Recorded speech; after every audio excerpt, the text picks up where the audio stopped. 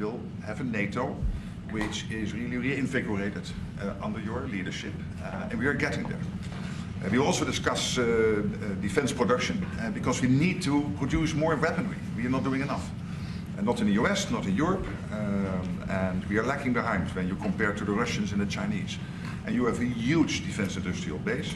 Europeans buying 4 times more here than the other way around, which is good because you have a strong defense industry, but we need to do more there to make sure that we ramp up the production and kill the red tape. So I would love to work with you on that. And finally, Ukraine. You broke the deadlock. As you said, all the killing, the young people dying, cities getting destroyed. The fact that you did that you started the dialogue with the Russians, and the successful talks in Saudi Arabia now with the Ukrainians. I really want to commend you for this. So, The Hague is my hometown. I love to host you there in the summer and work together to make sure that will be a splash, a real success, projecting American power on the world stage. What Mark is saying is when I first went to NATO, my first meeting, I noticed that very few people were paying.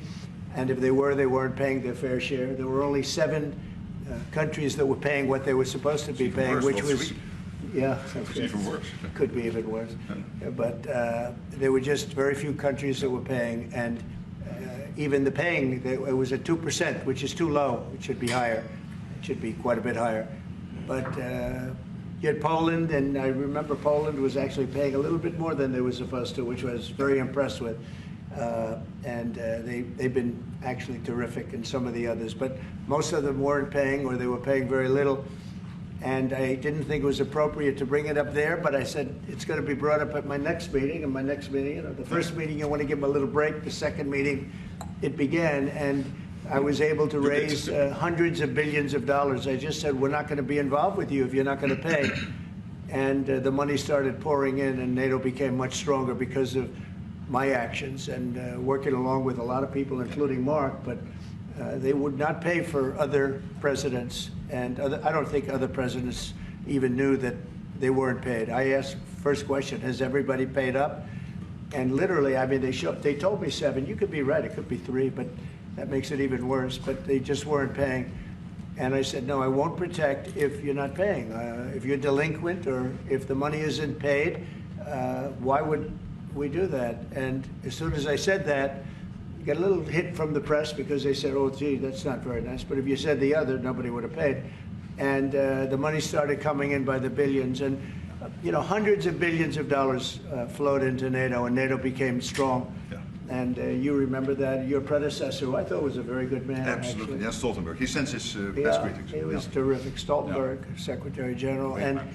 He made the statement that when Trump came in, the money started coming in like we never saw before. Hundreds of billions, actually probably close to $600 billion came in, and NATO became strong from that standpoint. And now we have to use it wisely, and we have to get this war over with, and you'll be back to a normal, much more normal life.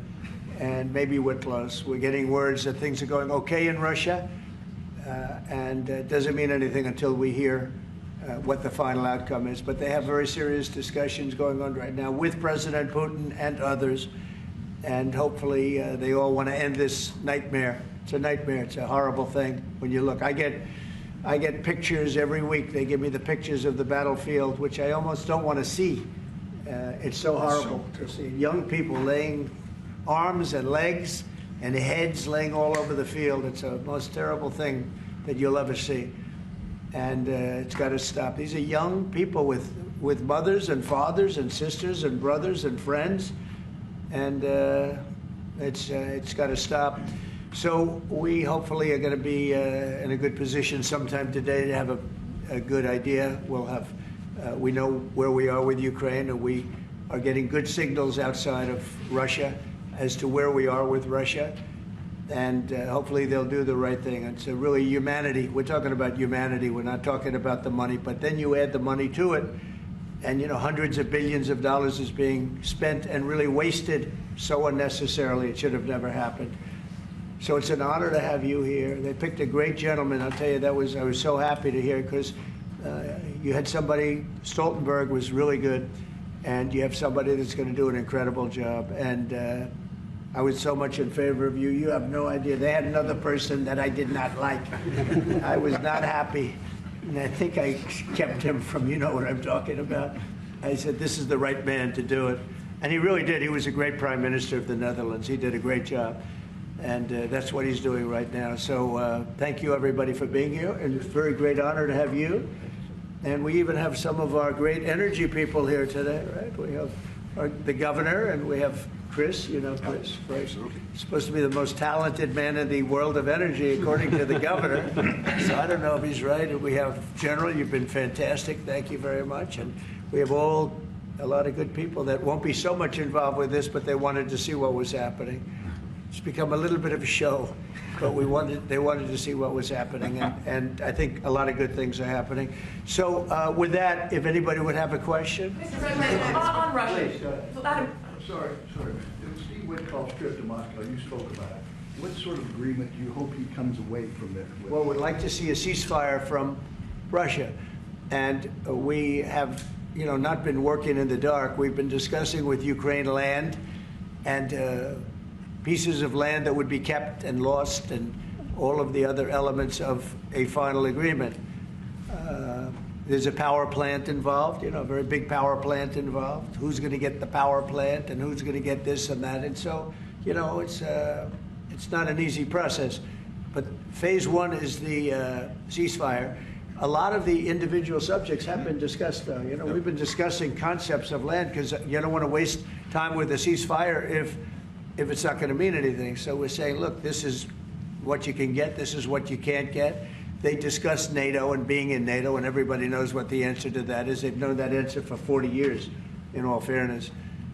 So a lot of the details of a final agreement have actually been discussed.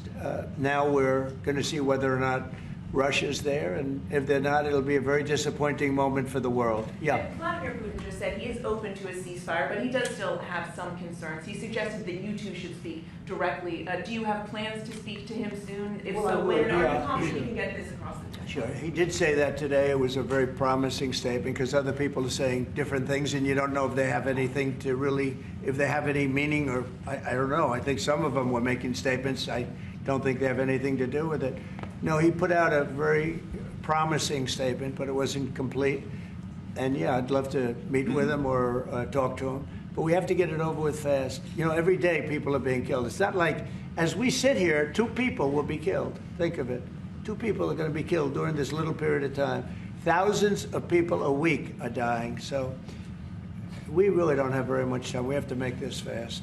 It shouldn't be very complicated. Thank you, Mr. President. Yes. A representative of Canada, the finance minister, are in town and will meet members of your administration during the day. Any chances that you will ban on the tariffs on aluminum and the ones that are planned for April 2nd? No. You are not going to change your mind? No, not. Look, we've been ripped off for years, and we're not going to be ripped off anymore. No, I'm not going to bend at all. Aluminum or steel or cars. We're not going to bend. We've been ripped off as a country for many, many years. We've been subjected to costs that we shouldn't be subjected to. In the case of Canada, we're spending $200 billion a year to subsidize Canada. I love Canada. I love the people of Canada. I have many friends in Canada. The great one, Wayne Gretzky, the great. Hey, how good is Wayne Gretzky? He's the great one. But we have, I know many people from Canada that are good friends of mine. But, the United States can't subsidize a country for $200 billion a year. We don't need their cars. We don't need their energy. We don't need their lumber. We don't need anything that they give. We do it because we want to be helpful, but it comes a point when you just can't do that. You have to run your own country. And to be honest with you, Canada only works as a state. We don't need anything they have. As a state, it would be one of the great states anyway. This would be the most incredible country visually. If you look at a map, they drew an artificial line right through it between Canada and the US, just a straight artificial line. Somebody did it a long time ago, many, many decades ago, and makes no sense. It's so perfect as a great and cherished state. keeping "O Canada," the national anthem. I love it. I think it's great. Keep it. But it'll be for the state, one of our greatest states, maybe our greatest state. But why should we subsidize another country for $200 billion? It costs us $200 billion a year. And again, we don't need their lumber. We don't need their energy. We have more than they do. We don't need anything. We don't need their cars. I'd much rather make the cars here. And there's not a thing that we need. Now, there'll be a little disruption, but it won't be very long. But they need us. We really don't need them. And we have to do this. I'm sorry, we have to do this. Yes. Mr. President, Yeah. you have made it very clear that NATO needs to step up, although great progress has been made in your first mandate. How do you envision this new transatlantic? Are you talking about NATO stepping up? Well, NATO is stepping up through this man. This man is a man that only knows how to step up. And we have the same goal in mind. We want the war ended. And he's doing his job. He only knows how to do a good job. That's one thing. That's why I fought for him to get that job.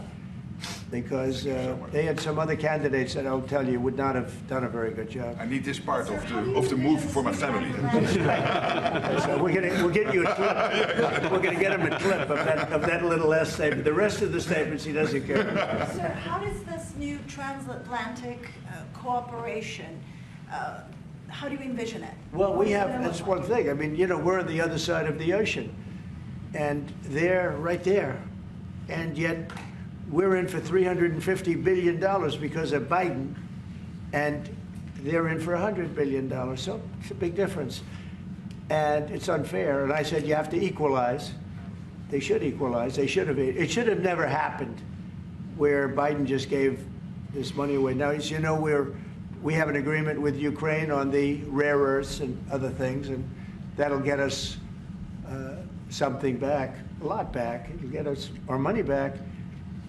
We're not doing it for that, though. I'm just doing this to get the war stopped. I'm doing it really to save lives, but at the same time, we were treated very unfairly, as we always are by every country.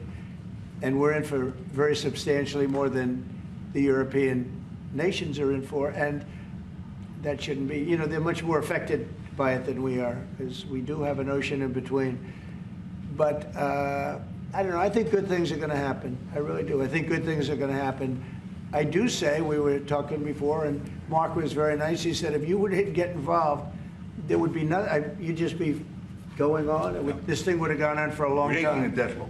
It was crucial. Yeah, we broke a deadlock. We did break a deadlock. I hope it's meaningful. Yes, did you have one? Yeah. Yes, sir. Thank you, Mr. President. Amanda Head with Just the News. On the southern border, you've got DHS and ICE who are reporting that there was a little bit of fudging of numbers during the Biden administration on both the catch and the release side with respect to reporting the number of illegals coming into the country. They cheated on the numbers. The numbers were. I love that question. Who are you with? Just the News, Amanda Head. Very nice. That's good. That's Do good. you know how many of those are criminal illegal aliens? And Many of Biden's out of office. Alejandro Mayorkas, who gets No, held Biden accountable? fudged the numbers. The numbers were totally fake. And he gave fake numbers. I knew they were fake. Everybody knew they were fake. But now it came out. And terrible what they did. That administration was a horror show for this country. Can you hold anyone accountable? Well, I don't know. They gave phony numbers. And phony numbers are a very bad thing to give. But I'm not sure about that. I don't know how it would play. We want to get it straightened out. We're after many, many bad people that were let into our country. And Kristi Noem and my friend Homan, how good is Tom Homan doing, right? And they're after him. And I mean, you see they're taking him out in record numbers. Gang members, gang leaders, drug dealers. This is a problem the Netherlands does not have. The Netherlands never had this problem. If you'd like to take it, Yeah, a few drug dealers. I could deliver some people. I could deliver some nice people to the Netherlands if you'd like. I'm not sure. No, what he did to this country, letting 21 million people flow through an open border, many of those people were hard criminals from prisons and jails, from mental institutions, and I always say insane asylums because they were seriously deranged. And they're here from, not South America, from all over the world. From South America, but from all over the world. And it's so sad. You'd say, why would anybody do this? Why? Yeah, go ahead. And one more, there's some new internal Democrat polling that doesn't look great for Democrats, but it also has 54% unfavorability for Republicans in swing states and battlegrounds for the midterms. Do you consider those voters capturable for Republicans? Yeah, well, we did, you know, I won every swing state, as you know, by a lot. And I won the popular vote by a lot. And we won the counties. If you look at the counties and district plan, we had 2,725, and they had 501. That's why the map is all red. So we had a great thing. Yeah, I think winning from the Democrats, if you look the other night, I made a speech, and I introduced two young ladies who were killed, viciously, violently killed, young, unbelievable, both outstanding people. They were killed by illegal aliens. And the Democrats wouldn't get up and applaud. The mothers were, inconsolable. They were crying, and everybody was crying. The Democrats sat there with stone faces. They didn't clap. They didn't stand. They didn't do anything. We had a young man with very serious cancer. His dream is to be with the police department someday, and he was introduced. They didn't even clap. They were disgusting. Frankly, they were disgusting. There's something wrong with them. They're deranged. They're deranged, like Jack Smith. They're deranged people. And I never saw anything like it. I'm standing up and I introduced the mother and the parents of these two young girls that were just recently essentially killed, violently killed. And the Democrats are like this. It's so sad. And I saw this morning where one of them is pretty well known, one is fighting like crazy over men being able to play in women's sports. I said, I thought that was tried. I thought that was about I think it's a 95% issue. But in a way, I want them to keep doing it because I don't think they can win a race. I tell the Republicans, I said, don't bring that subject up because there's no election right now.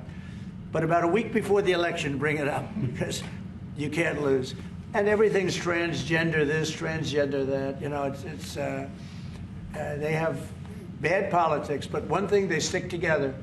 You know, I wish, and the Republicans stick together mostly, but we have a couple that are grandstanders. You know, you always have grandstanders in life. But the Democrats, they have grandstanders, but when it comes to a vote, they do stick together, right? Yes, sir. It seems like they'll stick together on the shutdown. Will that hurt Democrats going into midterms? Well, if they do a shutdown, and ultimately that might lead to very, very high taxes, because we're talking about a shutdown, we're talking about getting to work immediately on the greatest tax bill ever passed. That was the one we did. It was a renewal, and it's an addition to it. And we're going to cut people's taxes. And if we don't open, the Democrats are stopping all of these good things that we're providing. We're providing the greatest package of benefits that this country's ever provided. The biggest part of that's going to be tax cuts for the middle class and for businesses, small businesses, employers, people that hire people in jobs. And if it's shut down, it's only going to be, if there's a shutdown, it's only because of the Democrats. And they would really be taking away a lot from our country and from the people of our country. Mr. President, on tariffs, you made clear you're not backing down from this, but many American small business owners say they are concerned that these tariffs are going to hurt them. What's your message to them? They're going to be so much richer than they are right now. And we have many. Yesterday, General Motors was in. They want to invest $60 billion. The people from Facebook were in yesterday. They're going to invest $60 billion by the end of the year. Other people are talking about numbers. Apple, as you know, a few days ago announced $500 billion investment. They're going to build their plants in the United States, which, as you know, almost all of their plants are in China. Now they're building in the United States. Look, the reason is two things. Number one, the election, November 5th. And the other thing is tariffs. I think probably in that order. But Tim Cook came in and he announced 500 billion not million. 500 million's a lot when you think about it, right? But, well, I would have been happy with 500 million, but it's $500 billion investment by Apple in the United States. And that's because of the election result, and it's because of the tariffs and the tax incentives too, you know, tariffs and tax incentives. And I've never seen anything like it. We have plants going up now in Indiana. We have plants going up in Michigan. A lot of plants going to be planned from. I'm trying to steer them to Michigan because Michigan got so badly beaten by, you know, what happened with Europe. You know, if you look at Europe, take a look at the EU. We're not allowed to sell cars there. It's prohibitive because of their policies and also their non-monetary tariffs. That's they put obstacles in your way that you can do nothing about. But if you take a look at what happens, so we sell no cars to Europe. I mean, virtually no cars. And they sell millions of cars to us. They don't take our agriculture, we take their agriculture. It's like a one-way street with them. The European Union is very, very nasty. They sue our companies. Apple was forced to pay $16 billion on a case that, very much like my cases that I won. They shouldn't have been even cases, but we felt they had no case, and they ended up having an extremely favorable judge and decision. But they're suing Google, they're suing Facebook, they're suing all of these companies, and they're taking billions of dollars out of American companies, many more than the ones I just mentioned. And I guess they're using it to run Europe or something. I don't know what they're using it for, but they treat us very badly. China obviously treats us very badly. Almost everybody does, and I blame past presidents, to be honest, because when I was president, we received so far about $700 billion from China over the years on the tariffs that I put in. No other president got 10 cents from China. And that was only beginning, except for COVID, I would have been able to finish the process. But we had to fight the COVID thing, and we did really well with it, but we had to fight. And then we had actually, as you remember, Mark, we actually handed over the stock market. It was higher than just previous to COVID coming in, which was sort of a miracle, frankly. We did a good job. But the tariffs are very important. And I think the psychology, there's great spirit. When Mark came in, he said, congratulations, there's a whole new spirit, there's a whole new light over this country and really over the world. Because you have somebody that, a whole group of people really, because I talk about this whole group, that we know what we're doing. And a lot of great things are happening. But I've never seen investment like this. Trillions of dollars is being invested in the United States now that would have never, our country could have failed. Another 4 years of this, what happened in the last 4 years, our country would have been a crime-ridden mess. And I don't know if you noticed, little thing they call it, but it's not a little thing if you don't have, if you like eggs and you don't have a lot of money. Eggs have gone down 25% in the last couple of weeks. We inherited that problem, eggs. Groceries have gone down a little bit. Energy's gone down.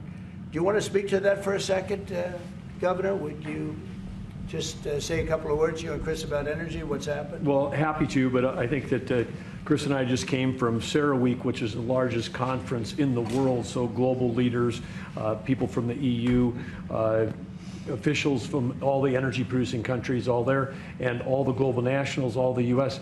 The spirit of that group is through the roof because now they realize that in the United States that President Trump's policies are pro-developing more energy, as opposed to we're trying to shut down energy, and that pro-growth, pro-business, pro-energy approach is giving people the optimism. So then the markets are reacting to that, and energy prices on the futures market are going to go down because people know we're not going to be killing off the energy we need for prosperity in all of our countries, but also for peace.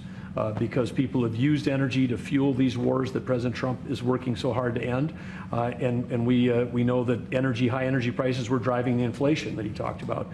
So it accomplishes two goals for us, which is prosperity for the world, peace for the world, when we have smart energy policies. And President Trump has brought common sense back to how we think about energy. And it's brought down now $65 a barrel, I saw this morning. That's phenomenal news. And that's going to that's what brought it up.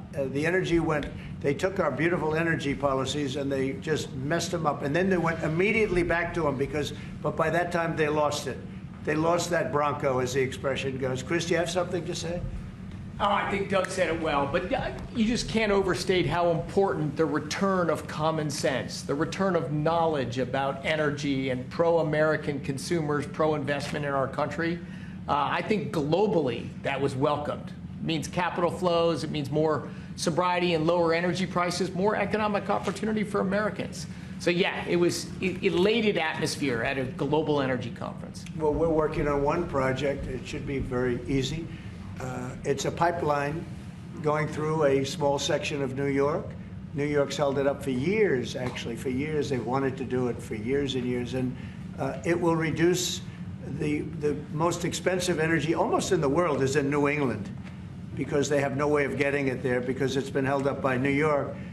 And the whole of New England and Connecticut and New York, the energy prices are through the roof. And this one pipeline will save per family $2,500 just on heating and another $2,500 on everything else. So the energy, by just a simple pipeline going through an area that wants it, an area that's not a rich area, it's actually a very poor area, would create jobs and everything else. And it's going to be way underground. Nobody's going to see it. Once they fill it up, nobody's going to see it. Nobody's going to know it's there. And families in New York and Connecticut and New England are going to save $5,000 a family. Think of that. Because right now they have the highest energy prices maybe in the world, they say. New England is a disaster. So we're working on that. In fact, the governor's coming in, Governor of New York, Kathy Hochul, who's a very nice woman. She's coming in tomorrow morning at 9 o'clock to meet me on that and other things. Not only that, but other things. So I hope we don't have to use the extraordinary powers of the federal government to get it done. But if we have to, we will. But I don't think we'll have to. I can tell you Connecticut wants it and all of New England wants it. And who wouldn't want it? And it's also jobs on top of everything else. So that's going to be very exciting. So we're meeting with the governor tomorrow morning. Mr. President, some people question. Thank you, Mr. President. Greenland. What is your vision for the potential annexation of Greenland and getting them potentially to Well, I think it'll happen. And I'm just thinking, I didn't give it much thought before, but I'm sitting with a man that could be very instrumental. You know, Mark, we need that for international security, not just security, international. We have a lot of our favorite players, cruising around the coast, and we have to be careful. And we'll be talking to you. It's a very appropriate, really a very appropriate question. There's an issue in the high north, so the Arctic. So what you did. So when it comes to Greenland, yes or not joining the US, I would leave that outside for me, this discussion, because I don't want to drag NATO in that. But when it comes to the high north and the Arctic, you are totally right. The Chinese are now using these routes. We know that the Russians are rearming. We know we have a lack of icebreakers. So the fact that the outside Russia, there are 7 Arctic countries working together on this under US leadership is very important to make sure that that region, that part of the world stays safe. And we know things are changing there, and we have to be there. Well, we just had an election there the other day. Do you see a referendum, a plebiscite, where the people of Greenland would be in a position to decide if they want to become part of the United States? Yeah, it was a good election for us, as you know. It was not a referendum. It wouldn't be called that. It was an individual election. But the person that did the best is a very good person, as far as we're concerned. And so we'll be talking about it, and it's very important. Mark mentioned the word icebreaker. So we've ordered, we're in the process of ordering 48 icebreakers. And Canada wants to know if they could use them. I said, well, you know, you got to pay for them. Think of it, Canada. We pay for their military. You know, Canada pays very little for their military because they think we're going to protect them. But even with the icebreakers, so we're going to order 48, and Canada wants to be part of the deal. I say, you got to get your own icebreakers. I mean, if you're a state, you can be part of the deal. But if you're a separate country, you've got to get your own icebreakers. Russia, as you know, has about 40 of them. And we have one big icebreaker. But that whole area is becoming very important. And for a lot of reasons, the routes are, you know, very direct to Asia, to Russia, and you have ships all over the place, and we have to have protection. So we're going to have to make a deal on that, and Denmark is not able to do that. You know, Denmark's very far away and really has nothing to do. What happens? A boat landed there 200 years ago or something, and they say they have rights to it. I don't know if that's true. I don't think it is, actually. But we've been dealing with Denmark, we've been dealing with Greenland, and we have to do it. We really need it for national security. I think that's why NATO might have to get involved in a way, because we really need Greenland for national security. It's very important. You know, we have a couple of bases on Greenland already, and we have quite a few soldiers, and maybe you'll see more and more soldiers go there. I don't know. What do you think about that, Pete? So, don't answer that, Pete. Don't answer that question. But we have bases, and we have quite a few soldiers on Greenland. Mr. President, some people question your commitment to NATO. Will anything change? Your commitment to NATO. Will anything change? Same amount of money? Well, I think they made a great step by putting Mark in charge. I think, to me, that's a great step, because he and I have seen eye to eye on everything for a long time. We've been doing this a long time now. 9 years now. And so that's a great step. You have to keep NATO strong. You have to keep it relevant. But the biggest thing we have to worry about right now is what's going on right now. I think the rest is going to take care of itself. I don't see this happening. This was a fluke. This was something that, if we had a competent president, it would not have happened. The man was grossly incompetent. All you have to do is take a look at, he signs by AutoPen. Who was signing all this stuff by AutoPen? Who would think you signed important documents by AutoPen? You know, these are major documents you're signing. You're proud to sign them. You have your signature on something. In 300 years, they say, oh, look, can you imagine? Everything was signed by AutoPen, almost everything. Nobody's ever heard of such a thing. So, should have never happened. Tomorrow at the Justice Department about law and order, could you tell us a little bit about that? Yeah, we're going to be with the Justice Department. We have a great Justice Department. Pam Bondi is so fantastic, and Todd Blanche, and Emil, you got to know him a little bit. He was acting for a little while. And some other people are incredible in the Justice Department, and I consider the FBI to be a part of it in a sense, and Cash is going to be fantastic, and all the people. Dan Bongino, I love that. I mean, I love that. I think Dan is great. I think we have unbelievable people, and all I'm going to do is set out my vision. It's going to be their vision, really, but it's my ideas. And basically, we don't want to have crime in the streets. We don't want to have people pushed into subways and killed, and then the person that did the pushing ends up in a 15-year trial and gets off scot-free.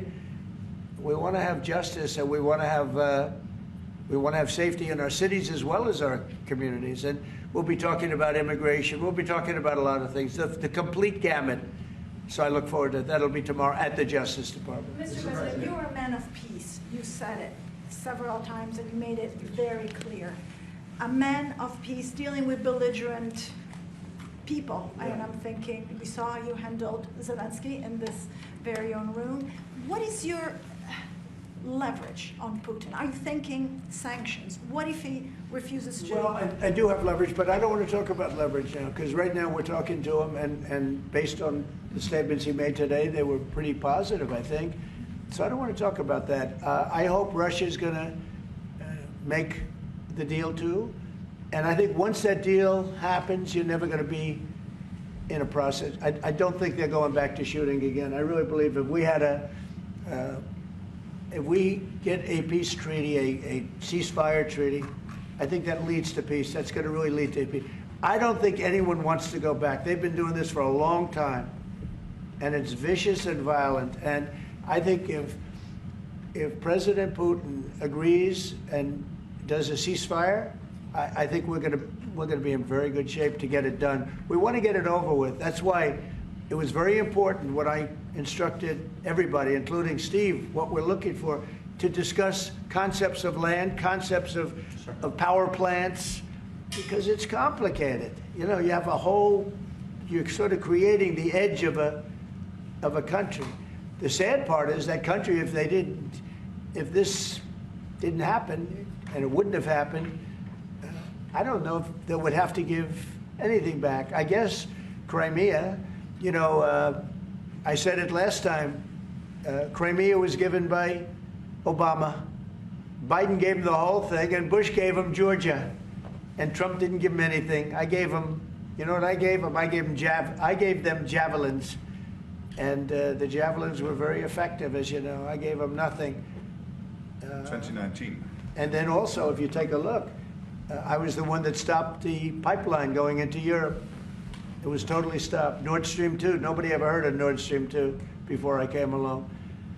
But I got along very well with President Putin. I got along with most of them. I get along great with President Xi. I got along great with Kim Jong-un. I got along great with all of them. And we had no wars. We had no problems. We wiped out ISIS in record time. General Raisin Kane, and he wiped them out. And he was going to be our new chief, right? He's going to be the head of Joint Chiefs of Staff. And he's a highly respected man. He's going to be great. Pete's going to be fantastic. I have no doubt about it. We have a great team, really great team. Yeah, please. Go ahead, please. Mr. President, some of our allies have said that they're worried that they could be the next to be attacked by Russia. You've spoken directly with the Russian president. Yeah. Do you think those fears are justified? No, I don't. I think when this gets done, it's done. They're going to all want to go home and rest. I don't see it happening. Nope, I don't see that happening. And we'll make sure it doesn't happen. Not going to happen, but we'll make sure it doesn't happen. Yeah, go ahead, please. Leaders from Russia and Iran are heading to Beijing tomorrow to discuss nuclear programs. What do you hope to get out of that? Well, maybe they're going to talk about non-nuclear programs. Maybe they're going to be talking about the de-escalation of nuclear weapons, because, you know, I was talking about that with President Putin very strongly, and we could have done something had that election not been rigged. We would have had something. I think I would have made a deal with Putin on de-escalation, denuclearization, as they say, but we would have de-escalated nuclear weapons, because the power of nuclear weapons is so great and so devastating. And right now, Russia and us have by far the most, but China will catch us within 5 years. China doesn't have, but they're in the process of building, and they build.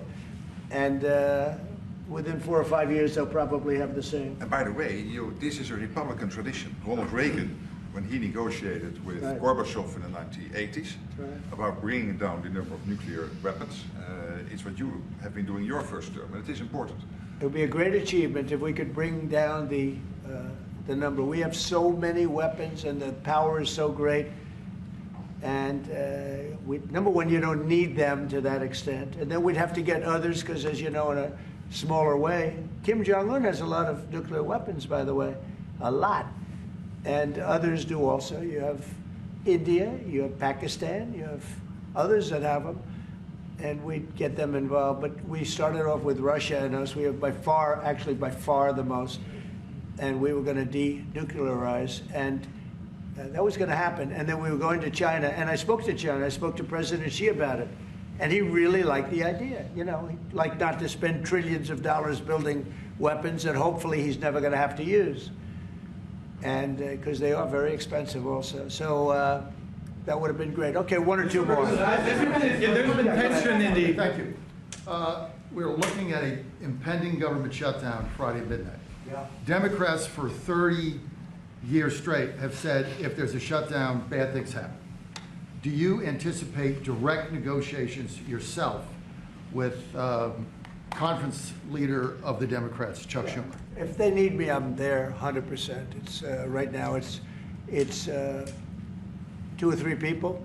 If it shuts down, it's not the Republicans' fault. You know, we passed a bill where we had an incredible Republican vote. We only had 1 negative vote, a grandstander, you know, 1 grandstander. There's always a grandstander in the lot. But it was amazing. People were amazed that the Republicans were able to vote in unison like that, so strongly. If there's a shutdown, even the Democrats admit it'll be their fault. And I'm hearing a lot of Democrats are going to vote for it, and I hope they do. This is an extension. But ultimately, we want to vote for one big, beautiful bill where we put the taxes in, we put everything in. We're going to have big tax cuts. We're going to have tremendous incentives for companies coming into our country and employing lots of people. It'll be, I called it, in a rare moment, one big, beautiful bill. That's what I like, and it seems to be that's where they're heading. And we'll have to take care of something to do with Los Angeles. A place called Los Angeles almost burned to the ground. By the way, I broke into Los Angeles. Can you believe it? I had a break in. I invaded Los Angeles, and we opened up the water, and the water is now flowing down. They have so much water, they don't know what to do. They were sending it out to the Pacific for environmental reasons. Okay, can you believe it? And in the meantime, they lost 25,000 houses. They lost, and nobody's ever seen anything like it. But we have the water. I'd love to show you a picture. You've seen the picture. The water is flowing through the half pipes. You know, we have the big half pipes that go down. Used to, 25 years ago, they used to have plenty of water, but they turned it off for environmental reasons. Well, I turned it on for environmental reasons and also fire reasons. But and I've been asking them to do that during my first term. I said, do it. I didn't think anything like could happen like this, but they didn't have enough water. Now the farmers are going to have water for their land, and the water is in there. But I actually had to break in. We broke in to do it because we had people that were afraid to give water. They were, in particular, they were trying to protect a certain little fish. And I said, how do you protect the fish if you don't have water? They didn't have any water, so they're protecting a fish. And that didn't work out too well, by the way. So they have a lot of water going down throughout California, all coming out from the Pacific Northwest, even some from Canada. Thank you, Canada, very much. I appreciate it. Next thing you know, they'll want to turn the water off. They want to charge us for the water. But it comes up from the Pacific Northwest, and it's a beautiful thing to see. I mean, it is brimming with water. Now, if they would have had that done, you wouldn't have had the damage because the fire would have been put out. The fire hydrants would have been loaded. The sprinklers in people's living rooms and bedrooms would have been loaded up with water. They had no water. The government makes them put sprinklers, and they had no water in the sprinklers because they had no water. So the water is flowing, and we're going to have to give a lot of money to Los Angeles to help them. And the Democrats are going to want to do that. So that's the one thing different. And frankly, I think that makes it a lot easier. But one of the big thing is we have the big, beautiful bill. We got to get that done. And that will put our country in a position like it's never been. It's a reduction of taxes. It's tremendous incentives for companies to come from all over the world into our country. It's great environmentally, but it's not this environmental scam that we went through, that we all went through. It provides for everything. It's a big, beautiful bill, and I hope we can get it approved, and that'll be next. But in the meantime, we have the continuing resolution, and the Republicans have approved it, and now the Democrats have to approve it, and I hope they will. And I think a lot of them, I can tell you, they want to. I've spoken to some of them. They really want to. Their leadership may not want them to. And if it closes, it's purely on the Democrats. One more? On Korea, sir, we've seen tension increasing in the peninsula. You've talked about Kim Jong-un. Do you have any plans of re-establishing the relationship you had during the first mandate? Well, I would. I had a great relationship with Kim Jong-un, North Korea. If I wasn't elected, if Hillary got in, you would have had a nuclear war with North Korea. He expected it. He expected it. And they said, oh, thousands of people. No, millions of people would have been killed. But I got in. We went to Singapore, we met. We went to Vietnam, we met. We got along really good. We had a very good relationship, and we still do. We still do. You don't have that threat that you had. I mean, look, when I was running the first time, it looked like there was going to be a war with North Korea. You know that better than anyone. Tensions were high. Yeah. And everybody it started off. was startled that you invited him for talks. Right. But you did. It started off very rough. Yeah. And he wouldn't meet with Obama, wouldn't take his calls.